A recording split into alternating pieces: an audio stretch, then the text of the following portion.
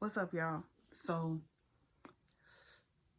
a lot's been running through my mind lately, but the thing that's really been heavy on my mental is you can't water anyone else's grass until you water yours. Like, when you try to give from an empty cup just because you know you can. Like, if you in, like giving to people from an empty cup, you already an inconvenience to yourself.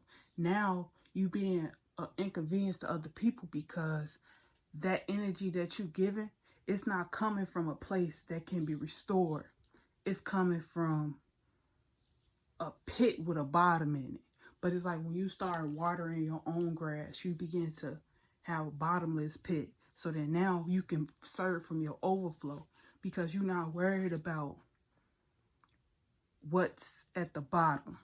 You're not worried about your limit. You're not worried about what it is you can't do because you already know it's possible because it's already things put in place to make it possible. And it's like, I've been really like honing in on that perspective. Like, at the end of the day, it doesn't matter what anybody have to say or how they may feel about the sacrifices you make for yourself. Like, at the end of the day, if for one, I look at it like this also, because I believe that when it comes down to loyalty and dealing with other people, it's about being clear on where your loyalties lie within yourself, but also being clear about your loyalty. Because it's like a lot of businesses, a lot of opportunities nowadays is based on loyalty. And loyalty, in my eyes, is trust. So it's like, I owe this to the DMX quote, rest in peace DMX. He was on Drink Champs and he said, you have to trust someone. In order to get through life and get to where you want to go, you have to trust people. That's inevitable. But trust in the fact that you can see them well. So it's like, if you know that someone is a snake, trust them to be a snake. If you know someone is a rat, trust them to be a rat. And saying that, if you see people doing this to other people, expect them to do it to you when it's time to. No matter how you feel about that person, no matter what you think about that person, it's gonna be that regardless. You cannot change that in that person because that's their character. That's who they are. So it's like, trust in the fact that you can see that person for who they are no matter what you feel in your heart about them. Trust in your knowing about them. And it's like, when you look at everything from that perspective, it's not about whether or not you trust anybody. It's about how loyal you are to yourself and how can your loyalty with others, like how can you establish loyalty with others? Like how can you create a mutual benefit between you and other people? Like, cause it's like I truly feel in my heart where it's coming to an end of like an imbalance of give and take. Like, I believe in equal give and take. So if you give me something, I'm gonna return it back in a way to where it benefits you.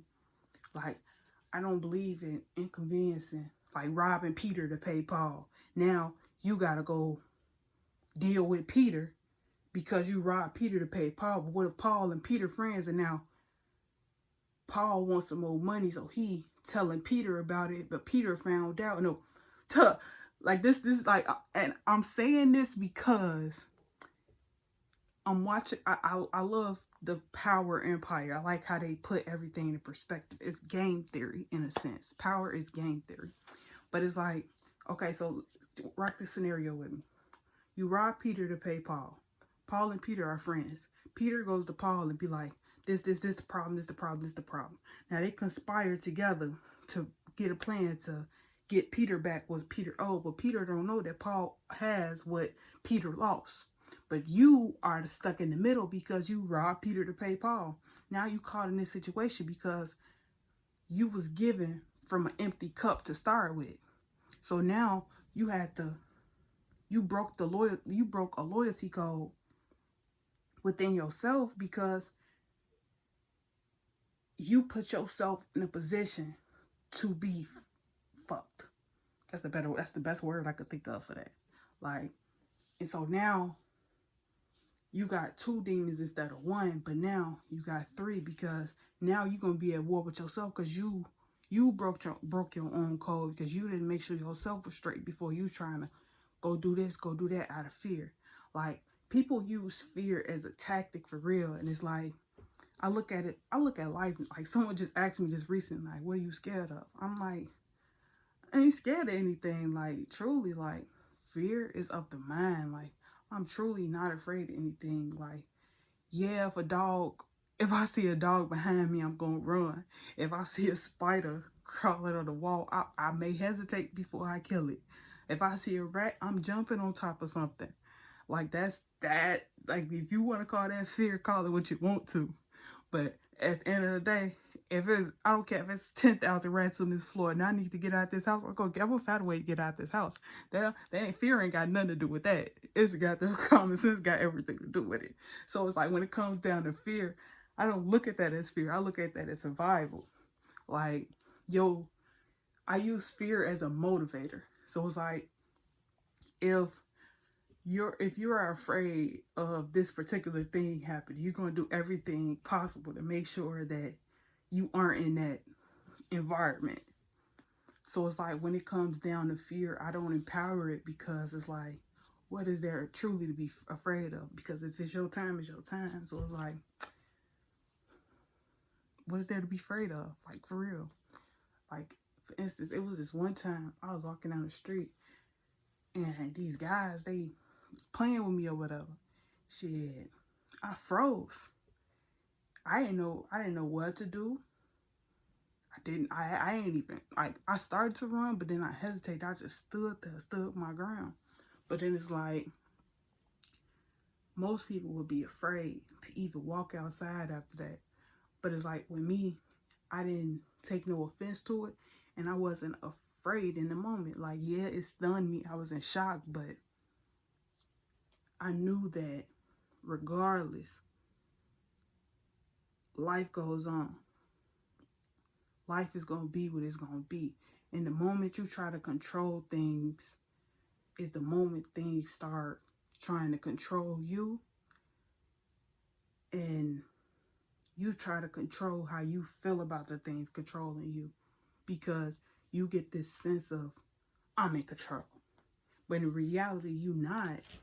So the best thing you can do is trust God, because God got you through it all regardless. So it's like, what's the purpose of reacting out of fear when you know that whatever your next move is, it's God's plan it's in God's plan for you. So it's like, whether you live or whether you die, with every decision that you make, it's not your choice in a sense. So it's like, why try to control every situation? Why try to manipulate things to go in your way when you can just move accordingly and allow God to flow how it is? And that goes back to watering your flowers before you try to water someone else's. Like, ooh, perfect example. When they say on a plane, they say use this mask to give yourself air before you try to help the next person, no matter if it's a kid or what. Because if you can't breathe, how can you try to help somebody else to breathe too? Like, that's you doing yourself a disservice. So it's like, that same principle apply to life. Like, getting out of how you feel, getting out of that sense of obligation to help everyone around you, and save yourself. Worry about you for a chance. Like, yeah, people gonna be hurt. Yeah, people gonna get offended, but the real knows what's up. So it's like, if people see you investing in yourself and they get offended by that, that tells you everything you need to know about that person. Because it's like, if someone is really for you, they want to see you win just like they want to see themselves win.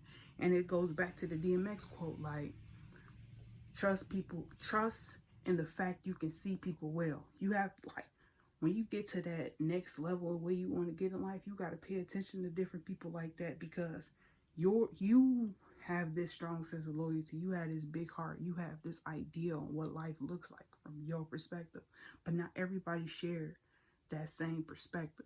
And you have to be mindful of stuff like that, because it's like, people don't care.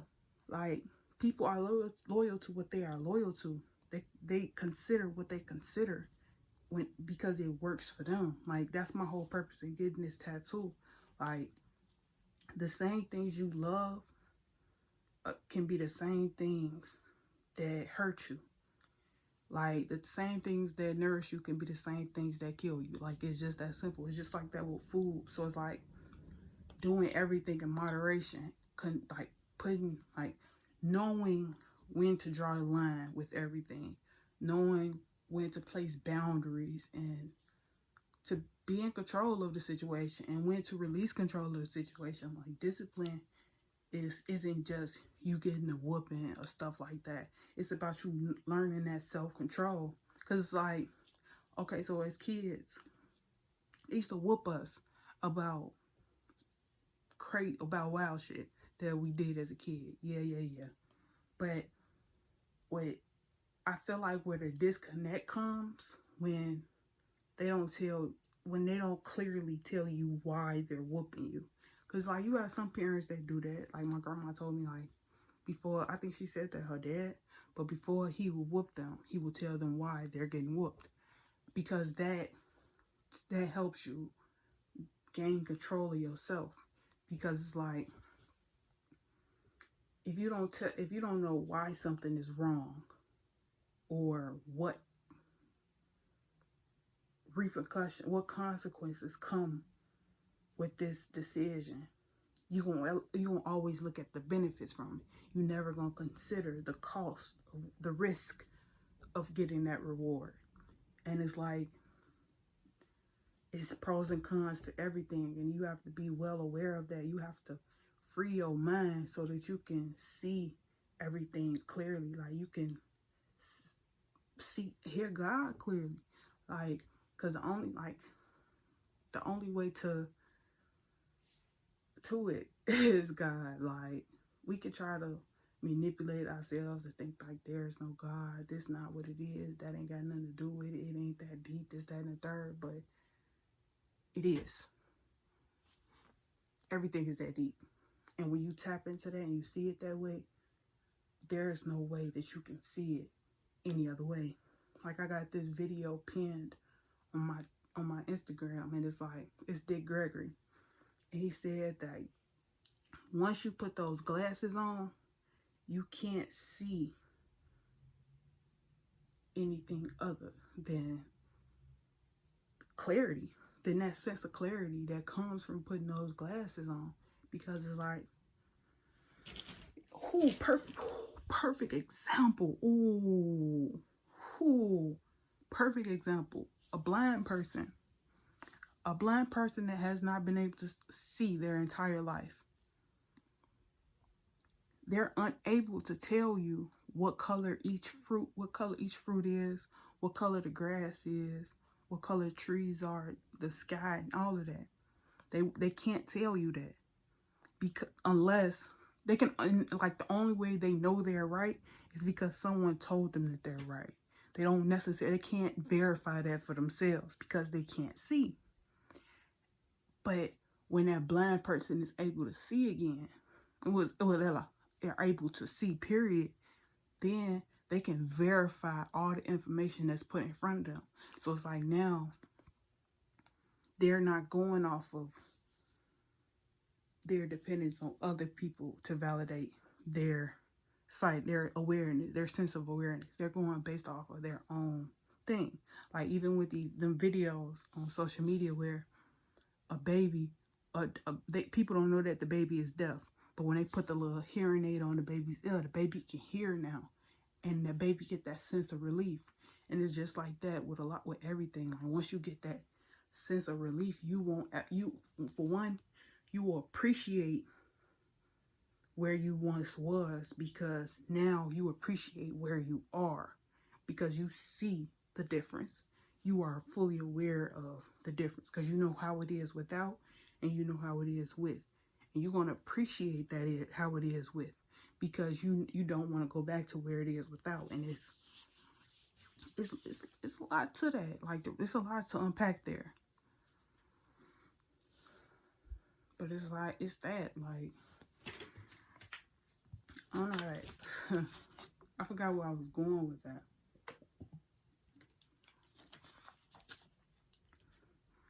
But it's that, like,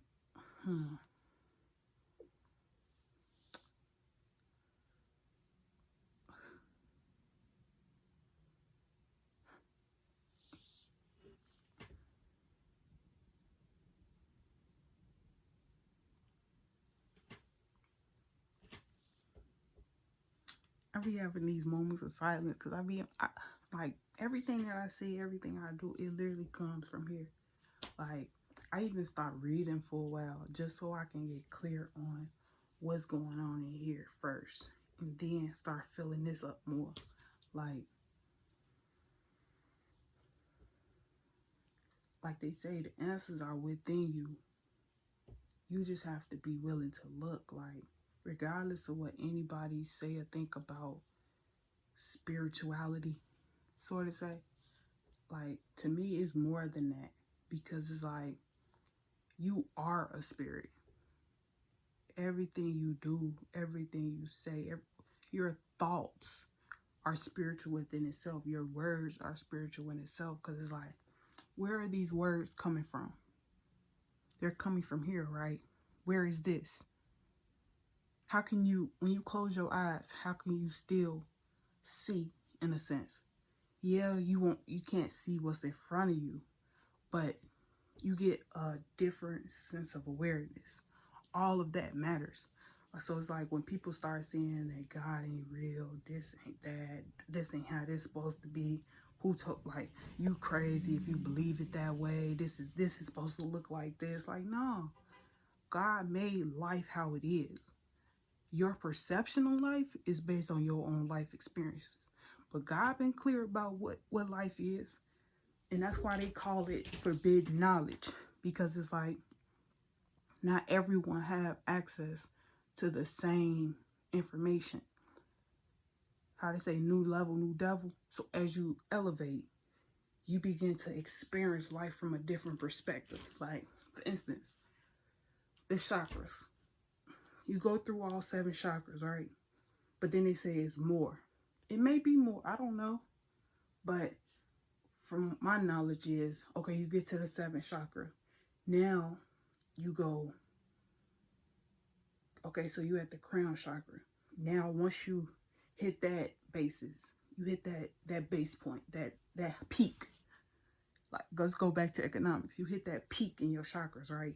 Now you got to go back to the bottom and work your way back up to that peak.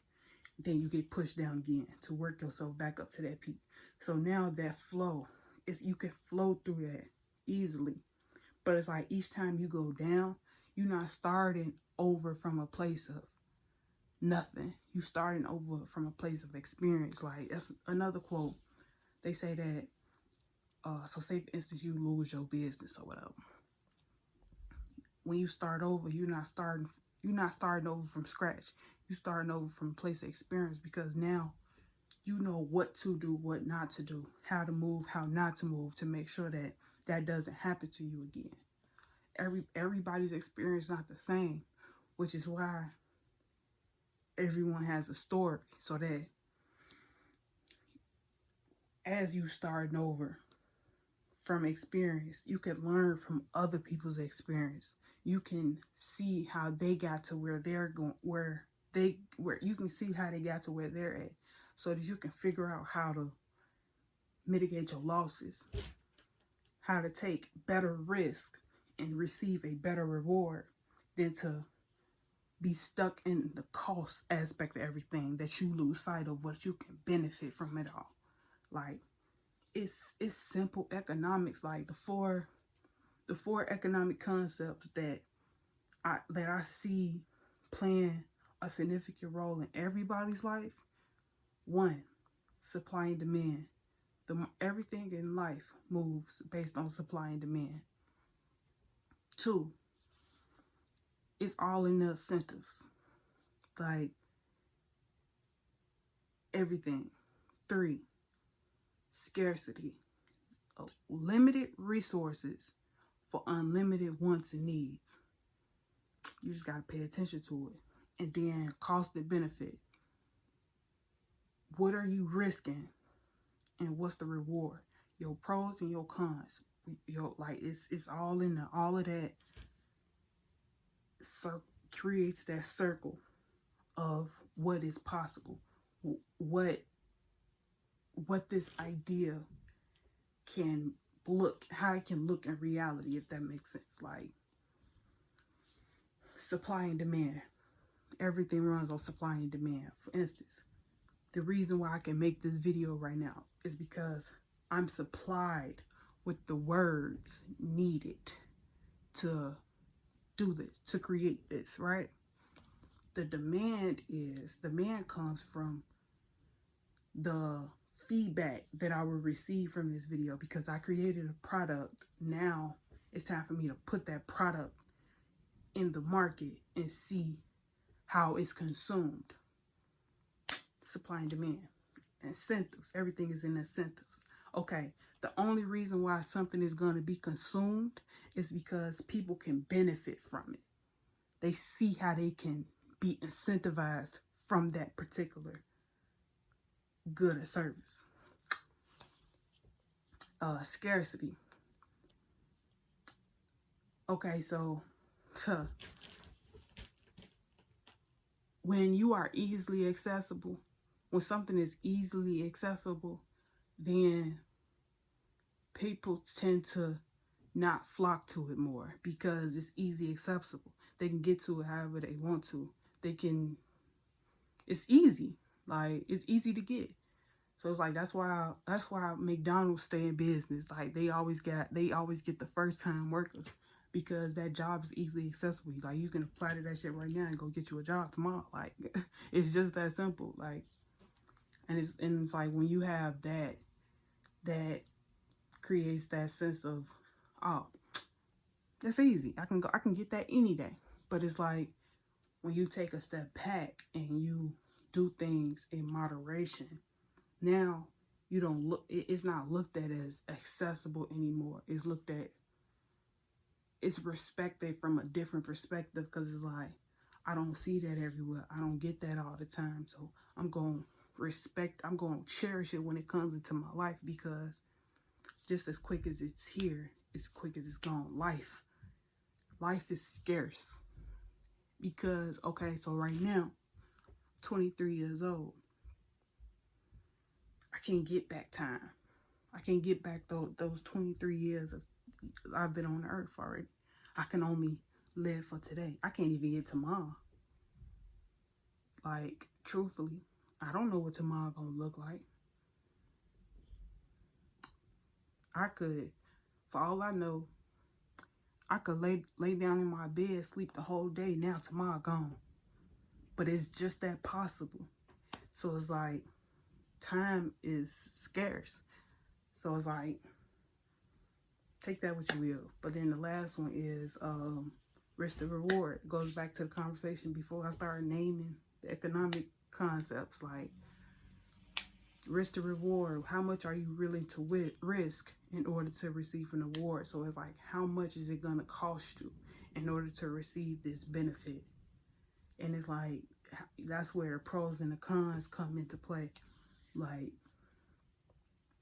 yeah, I have the supply needed and the demand is there. We just have to find out how can they be incentivized. And the only way they can be incentivized is to make the proper use of scarcity.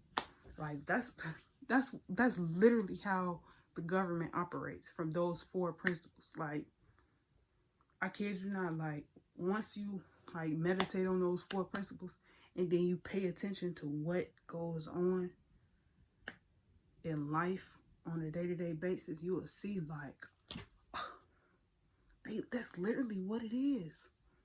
The economic cycle, that's what it does. If y'all notice, when Trump was president, no, pause. When Obama was president, it was a lot of jobs. Trump became president, it wasn't that many jobs, but it was more equity available for everybody. But then when Biden became president, it's less equity and more jobs, because it's that cycle. They have to get that flow. They have to incentivize people in certain times to keep that flow going like this, because the government moves like this. Like, it wants everything to keep going like this. But it's like,